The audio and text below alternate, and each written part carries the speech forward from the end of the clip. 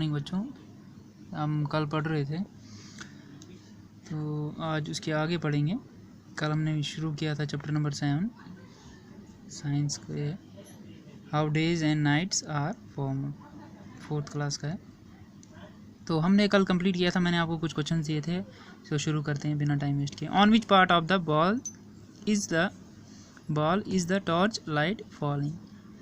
वो कह रहा है कि इस बॉल पे किस साइड से जो टॉर्च की लाइट है वो पड़ रही है। तो दूसरा क्वेश्चन था why is there darkness on the other side, और दूसरी साइड से डार्कनेस क्यों है। तो ये 2 क्वेश्चन थे। तो मोस्टली क्या है, चिल्ड्रन क्या आंसर लिखते हैं, the light is falling on the side of the ball facing the torch.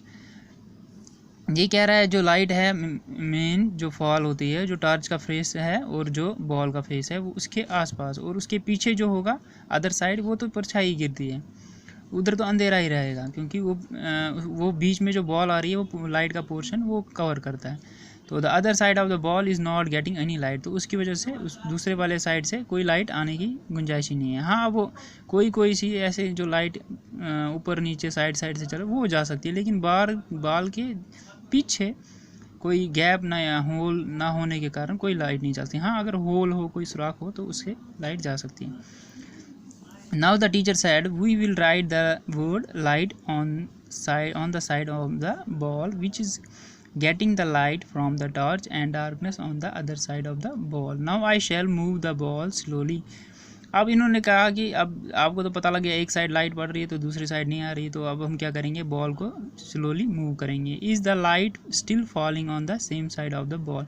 अब क्या बॉल जो लाइट है वो क्या उसी पोर्शन पर रहेगी। अगर हमने बॉल को घुमा दिया तो जो बॉल घूमेगी तो लाइट तो बिल्कुल सीधी सी बात है, उसको एक साइड से उसी पॉइंट पे लाइट पड़ना ये तो मुश्किल है।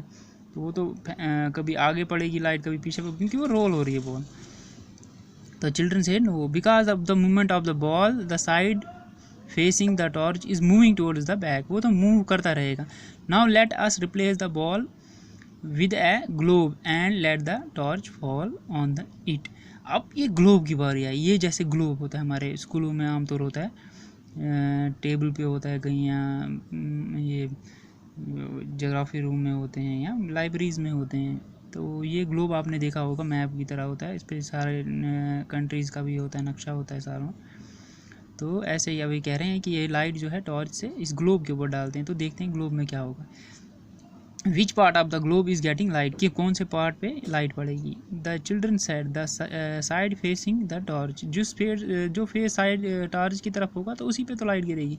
The teacher asked again why is there darkness at the back of the globe. अब टीचर कह रहा है कि बैक साइड से क्यों डार्कनेस है। आप देख रहे होंगे एक साइड लाइट पड़ रही, दूसरी साइड काला सा लग रहा है, तो सीधी सी बात है उस साइड लाइट नहीं पड़ रही है, उस साइड लाइट नहीं पहुँच रही, तो वो ब्लैक में रहेगा। The children looked at the globe and replied because that part is not getting light. उन्होंने भी कहा कि इससे लाइट नहीं पड़ रही है तो उस साइड अंधेरा ही जैसा आएगा। Now I shall move the globe slowly what do we see. अगर आप ग्लोब हम थोड़ा मूव करते हैं, आपने देखा होगा ग्लोब रन होता है, ऐसे मूव होता है, मूव करेंगे तो सीधी सी बात है लाइट जो है एक ही जगह नहीं रहेगी, वो तो घूमती रहेगी। मतलब लाइट तो अपनी टॉर्च से एक ही पोजीशन पे होगी, लेकिन जो ग्लोब घूमेगा वो तो लाइट हर जगह से फैल के जाएगी। Because what do we see asked the teacher. अब टीचर बोल रहा है अगर ग्लोब हम चेंज करते रहेंगे तो लाइट कहाँ से पड़ेगी, किस साइड पड़ेगी। The side of the globe facing the torch gets light and there is darkness on the other side. सीधी सी बात है, ग्लोब की साइड जहाँ पे लाइट पड़ेगी वहाँ लाइट रहेगी, जहाँ नहीं पड़ेगी वो वहाँ अंधेरा डार्कनेस रहेगा। तो do you know the earth also rotates on its axis from west to east. अब आपको पता है कि अर्थ भी एक ऐसी ग्लोब की तरह ये भी मूव करती है वेस्ट से ईस्ट की तरफ।